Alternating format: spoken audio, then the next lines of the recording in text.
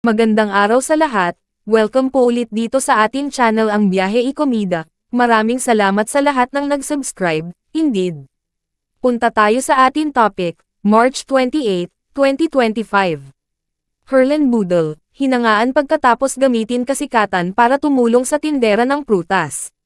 Kamakailan lamang ay ikinatuwa ang kapuso actress at dating beauty queen na si Herlen Budol, na kilala rin bilang Hipon Girl, ang mga tagahanga sa pag-upo sa tabi ng isang lokal na vendor at pagtulong sa kanya na magbenta ng prutas.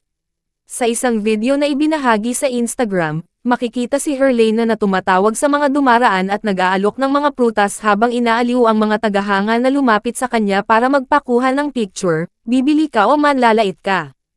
Haha, she humorously wrote in the caption. Her presence proved to be a lucky charm, as all the fruits were sold out in just one sitting. Netizens praised Herlen for using her influence to support small businesses. Gamitin ang kasikatan para makatulong. Perfect ka ate ko, a fan commented. Currently, Herlen stars in the GMA series Binibining Marikit alongside Tony Labrusca and Kevin Dasem. Sa isang nakaraang panayam, ipinahayag niya ang kanyang kasiyahan tungkol sa makatrabaho ang dalawang aktor, na tinawag itong isang jackpot na karanasan. Bukod sa pag-arte, nananatiling aktibo si Herlen sa iba't ibang charity at outreach programs, madalas na ginagamit ang kanyang platform upang makatulong sa mga nangangailangan.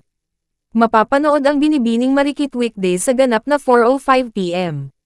Sa isang nakaraang post noong September ng nakaraang taon, nagpunta si Herlen sa TikTok at nangako na ipagdarasal niya si Dr. Willie Ong, na nakikipaglaban sa kanser.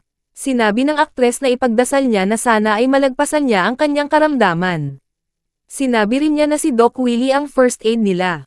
Naalala rin ng aktres ang panahon kung paano si Doc Willie ang tumulong sa paggamot sa kanyang almoranas.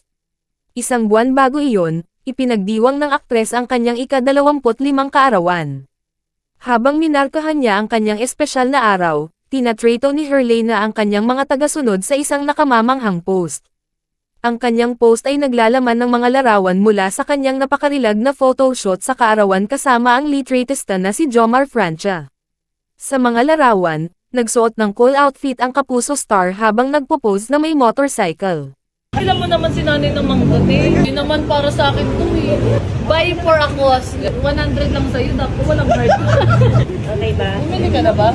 100 lang, Nay. 200 na, Nay. Sige na, ako bahala. Kapit ko yung asawa niya. Okay, Ano to, thank you, kidnap mo ransom? Ayun, sa'yo na asawa mo. At yan ang atin latest showbiz chika update for today, huwag kalimutan mag-subscribe.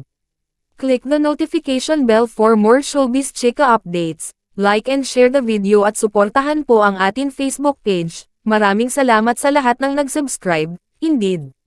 Magandang buhay sa lahat, adios.